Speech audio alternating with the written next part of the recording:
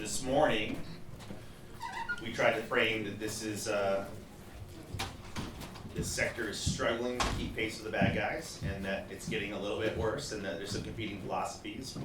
Hopefully you've seen that we're trying to paint that everyone's trying to act in good faith and solve these hard problems, but that we're gonna need a bigger boat. So a lot of this morning was reminding us that through Nate's talk, we had to look at resilience, not just confidentiality data. Through Mark's, we looked at this is an all hazards thing, not just a cyber working group kind of a thing.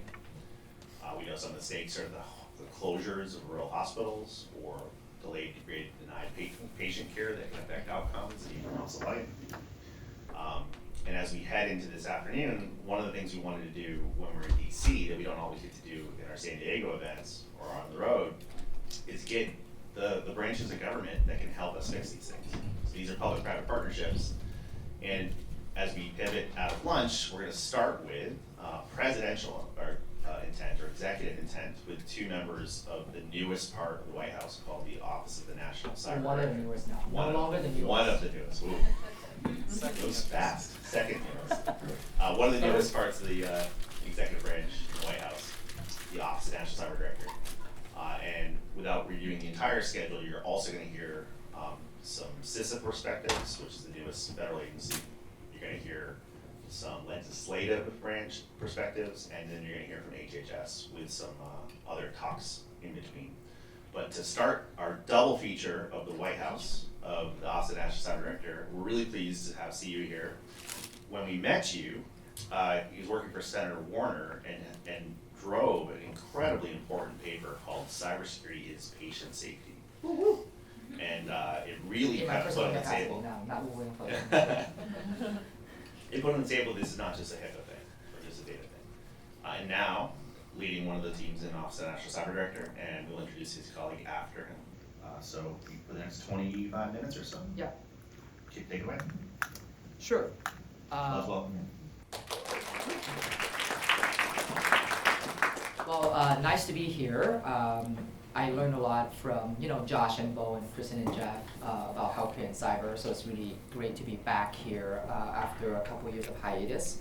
Like he mentioned before, I'm here today to talk about cyber workforce. One of the most persistent challenges is a dire need of cyber workforce, right? The problem is here, we just need more cyber talent, not just in federal government, but also in the private sector. But the solutions are pretty elusive so far.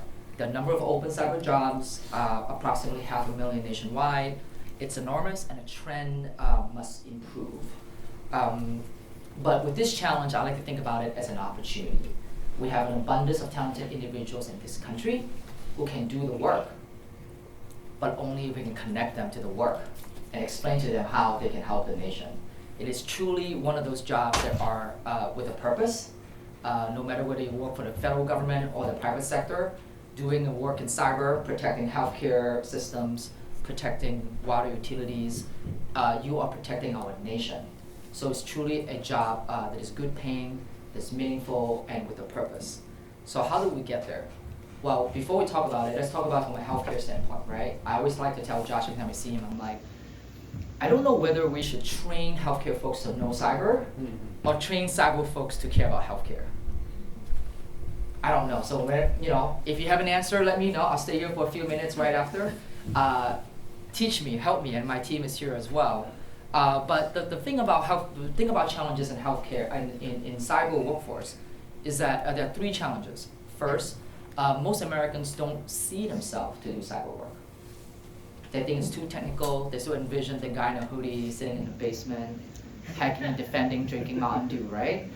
But that's not the cyber worker that we have today. All of us here I consider a cyber worker. We care about protecting the system. It's more than just about losing data. It's about having a resilient system. How do we make sure the system can still work? How do we make sure the system can still save lives, right? So that's number one. That's the number one problem. The second problem is we don't have infrastructure to train people to do cyber work. What do we mean by that? Well, we need an infrastructure to train folks to do the traditional cybersecurity work, but we also need the infrastructure to train, business majors with some cyber skills. Healthcare, people who are in healthcare with some cyber skills, right? It has to be across the board. If someone who have been doing work for 20 years and in energy and they want to pivot to cyber, we don't have a pathway for them today. So that's the second problem. Finally, the third problem is there's a lack of sort of like an ecosystem of local partnerships, right, between employers, academia, local government, to make sure that we are training the people for the jobs that are available in their community. I don't know, I wouldn't know from Washington, D.C. what are the needs in Idaho, for example. And the needs from Tampa, Florida is very different from San Antonio. And this ecosystem can also be sector specific, doesn't have to be regional. Like, for example, I mentioned, right? Cyber workers in healthcare, could be a little bit different from a manufacturing plant. Maybe not for equipment, but for, let's just say, energy, right? So there's all these differences that unless people come together and work together and have formed partnerships and form a pipeline, we will continue to face this problem. So this is what the Biden-Harris administration has done. Our solution to this is we released the National Cyber Workforce Action Strategy to address these three challenges. First, we want to broaden the appeal of cyber workforce to all Americans, and then we want to make sure that we're removing barriers for them. So that's why just a couple months ago, we announced that we're removing four-year college degree requirement and pivot to skill-based hiring for 100,000 positions in the federal government. So we're leading by example. And to with that, thank you for the clap. I take that one. No, I think we have to lead by example when we are saying that, hey, some of the best cyber security experts are musicians in philosophy major in my life. So we have to take a lead, an example, and that's what the federal government is doing. So first one is let's just broaden the appeal and make sure that we're removing barriers for folks to join in. The second is we are making sure that there are more training opportunities for folks. Things like registered apprenticeships, cyber clinics, right? Those are the things that I think is especially relevant to the healthcare industry, right? Perhaps having someone doing registered apprenticeship for cyber in a healthcare facility or medical equipment manufacturers, they can then learn very specific cyber needs for those equipments and for that environment. That can actually get people who might not consider an opportunity to do this work in healthcare to do this work. Same thing with the concept of cyber clinic, right? We have just like law clinics, we have students who come together, intermajors and interdisciplinary, right? They're trying to solve a problem. So perhaps one or two or multiple of those cyber clinics that we are starting in the country by federal funding as well as private sector funding can focus on helping meet the cyber talent needs in the healthcare and the medical equipment industry, right? So that's the second thing. The third thing is we're traveling all around the country to make sure that we're forming all these partnerships, right? When we're in San Antonio, for example, we work with the University of San Antonio, Texas A&M, University of Texas A&M in San Antonio, to worked on a program for cyber in water utilities, right? So folks might have heard about some of these water utilities, potential problems that we have had, right? We have. So we need more cyber folks to work in water utilities.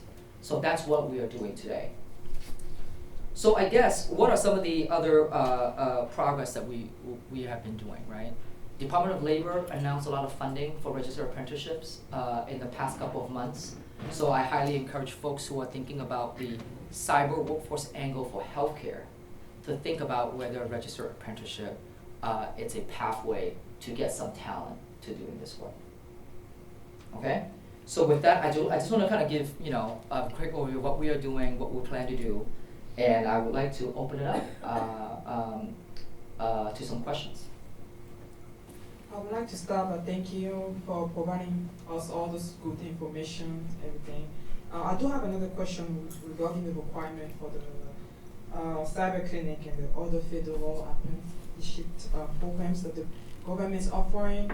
I had some friends who are now U.S. citizens, who are just immigrants, that were eligible for any of the programs, any federal programs. How you doing with the removing the barrier of the citizenship requirement? Oh, you mean they're not U.S. citizens and they don't qualify? Yes. I would give you the standard answer here, right? We want all the talent that we can get, but sometimes we are sort of like constrained by the statute, like how those programs are being written in the statute. So we'll continue looking for opportunities to expand those opportunities for those who are not U.S. citizens yet. But right now, what the program is what legally we can do. I don't need to make anything. Go ahead. I'm a loud person, I'm a nurse. Yeah. So it's interesting to bridge this gap between healthcare and the cyber community. Yeah. So I'm very new. I represent 2 different hospitals. I'm a registered nurse and I'm the president of a union. And one of our hospitals is just coming out of the weeds from this cyber attack. Mm-hmm. I'm still calling my 37-year-old kids to help me with my computer issues at night. Yep. But I reached out to the chief of this hospital, one of my board members, and I said, what would you say? What else can I add to my discussion? And she was like, we need more training. Yep. Hearing Nate say that someone opened an email on their laptop, Yep. you know, they sure didn't do that to be malicious, but that was one of the things she listed to me last night, that there's not enough training. People do things that don't seem like they would be malicious, and yet they are. Right. So I mean, I think So- we could do better with that, even initially. So I feel like there are 2 answers to your questions, right? One of the things is, the president released a national cybersecurity strategy last March, right? And one of the imperatives, and I should cover this because I just jumped into the workforce part, I figured I'll leave the rest of this up to Steve. But the idea is that we expect people with resources to do more. So what that means is people or organizations who build technology should do it in such a way that's resilient and not allow you to make those mistakes, right? So in some way, the solution shouldn't be like, I should go work with my mom and my dad to be like, do not click link. I know we say that, but it has shown to be really, really difficult to do, right? Like I always like to say that mom, you shouldn't be on the front line against the People's Republic of China. This is one person against the whole country. So that shouldn't be the case, right? Which is why the strategy calls for like making long-term investments, pivoting to like building more resilient technology, right? Now, but after saying that, I also know that it will take a while. Right. It takes time, all right, and it takes investments, right? So in the meantime, what we are looking at is we are pushing for integrating cyber into a lot more disciplines, right? So when I talk about business, nursing, so that's what we're working on.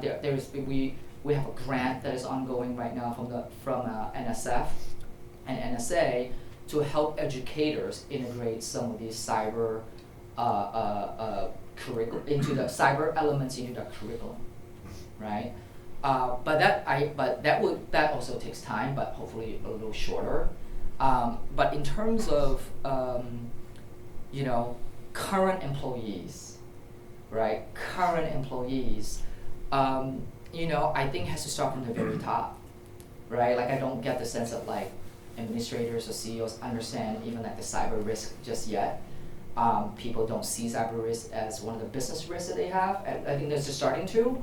I spoke to a floor manufacturers, right, who was hacked and they had to pay a ransom and that kind of stuff. So I think the moment it's a problem, it's not a real problem until you get hit, unfortunately.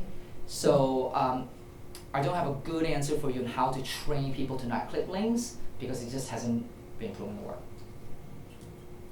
So without speaking for the White House, as we pivot to the next question, I think one of the reasons we made CyberMed Summit was we wanted not just IT people doing a tabletop crisis simulation, we wanted clinicians and hospital administrators and state and local government. So the degree to which, in real time, I suppose we could encourage existing crisis simulations or sector exercises could deliberately include clinical staff or non-cyber yes. staff.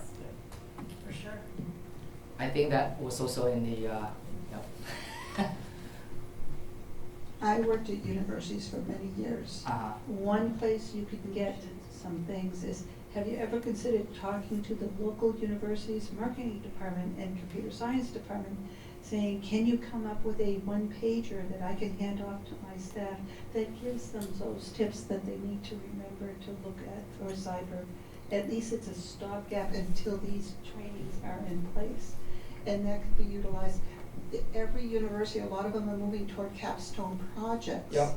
And if you have to talk to the university professors at least a semester ahead of time, but they want some real life stuff, so the students will walk out with the experience of a real world incident or something and can have that on their resume, so it's a win-win for everybody. And the capstone project is sort of like a variation of the cyber clinic model, right? In which someone from the local community can go to the university to get some help. So in this case, you articulate and you sort of say like, hey, I need some information, right? For my staff. All right, I think we have time for maybe 2 more. Okay. Oh, sorry, Josh. Oh, yeah, go. Oh, this first? Slightly facetious question. I heard the FBI is having, or maybe it was the CIA, one of those, having trouble attracting talent because they don't relax their drug testing requirements. What do you guys think about that? That's a great question. I should say that there's a pending update on a form in which questions will be asked very differently, and it's something along the lines of like, have you done drugs that is illegal in 50 states? So some aren't. So so there will be some updates that are upcoming. There will be some changes that we're working on right now. Hello, good afternoon. My name is Toma Taylor Nakundu. I am a security consultant, and I do know that the NSA does have cybersecurity, does offer cybersecurity services for contractors. And so I was wondering if there were, maybe along the lines of what the lady suggested about current employees, do you foresee maybe in the future expanding those services to maybe cybersecurity awareness training on top of the technical services you provide, such as DNS protection and security assessments? Thank you. Yeah, this one is a tough one, right? I think a lot of times when you think about awareness, very similar to cyber workforce jobs is that you have all these like cyber jobs sort of like in every single industry right now, in retail, in manufacturing, and healthcare. I think for awareness, we ought to be meeting people where they're at. And I think sometimes the messenger probably shouldn't be someone who's like more about cybersecurity, like shouldn't be someone who's like hardcore national security and like all this other stuff, right? So one of the things that, the reason why we're pushing for all these sort of like local ecosystem partnerships is because we thought that the people who are locally can communicate better for cybersecurity awareness, right? So just like how we have seen schools who would do career nights for parents. So like in a lot of like Hispanic Latino schools, like because there's language barrier and whatever, so there are school districts in the country that does a career fair for Spanish-speaking parents, and then they will come and they will learn about like career in cyber, they'll learn about what cyber is, they'll learn about some of the cyber tips, because the school has a relationship in that community to deliver that message, right? So it's not a big national program like that we are running, but we thought that for things like this, it's better to be done locally. That so that it's not the federal government is telling us this, we don't want to do it. So there's always that angle as well in a local context. Along the lines of the training you mentioned earlier, has there been any discussion around opening up cyber positions that are posted or you're going to be hiring for more Schedule A type applicants? So the people who, I happen to fall under Schedule A, and I know a lot of people who do, or on Medicaid or Medicare, and like trying to tap into that workforce a bit more. Yes, glad that you brought that up, right? So we talk about like broadening the pipeline. I would say some of the work that will be announced soon is one of the departments or agency is launching a program to make sure that neurodivergent individuals can do cyber work in the federal government. And then if they successfully matriculate through the program, they'll be hired through Schedule A, right? So the thing is, a lot of this stuff, we want to do it in a, measured way, so that, as much as we need the talent now, we also need to make sure that we're doing right by the candidates and the job seekers. So if there's any accommodations or whatever that we want to do for folks who are coming in through Schedule A, or other types of, different types of Schedule A purposes, we want to make sure that they can come in and be successful. I know people who would be interested in jobs like this, where can they go to look? So for the government, it's cybercareers.gov, right? If you want to track our work, you can go to whitehouse.gov/cybercareers or cyber workforce, either one would work. One of the things that we like to do is we like to highlight good best practices that other people can learn from, and you can kind of see some of the best practices of some of the organizations or universities have done, right? We even highlight the idea, like a small consulting firm who wants to hire 5 people from a school just to show them as a paid intern, just so that they can get some of these hands-on learning going, right? So check out the website. I think it's not a question. I mean, I have other stuff to talk about too, if you guys don't have any questions. I just sort of cut short my speech because I spoke to Josh. Josh said, hey, we want to know about this. I'm like, okay, fine. I really want to riff off something you said about the difference between skills-based and education. Now, I myself have a master's and I'm ABD on my PhD, but I hire people who don't have degrees because they have skills, and I don't need a degree, I need the skill. Right. We bring in interns from Reg Affairs to do cybersecurity for medical devices because I want them cross-trained. And I want them, as Reg Affairs people, to be asking the R&D teams at the medical device manufacturers they go work for next to say, hey, where's the cyber stuff? Give me the cyber stuff. Here's a list of things that I know you gotta have. Where is it Yeah. now? You need the cross-training. You need to get some of the clinicians out there who have at least a baseline technical interest to start buying in, and then training their teams below them. And sometimes you need to take people who are really technically savvy, probably me, and find people who can speak in plain language and take the technical jargon out of it, so that we can have a conversation about impact and then talk about how to stop the impact. Right. I think that's a really good point. Like when we talk about skill-based, it's not necessarily a ding on college degrees or masters or whatever, because we do need those folks who have gone through those rigorous programs, right? It telegraphs something when you kind of have degrees or masters or PhDs. What we're really focusing on is, because the technology is changing so fast, it's faster than I can actually train people, we should be focusing on skills and the ability to learn skills as a way to hire and retain and train folks. Doing so, having a skill-based approach, by the way, future-proof the workforce, right? Because when your workforce is dynamic, when your workforce have the skills to learn, no matter what disruptions, right? It's AI today, it could be quantum in the future, the workforce will be resilient and meet those demands and challenges of the future, because then they can learn those new skills and adapt. That's what we want to do, instead of just filling butts on seats, and then a few years later, they don't have a position anymore because it's, it got automated or whatever. I'm gonna call an audible just because Yeah. I feel like you and your team are probably the best poised to help the room with this. I felt very of two minds last week. Senator Wyden wrote a pretty aggressive letter against, it's maybe 2-3 weeks ago now.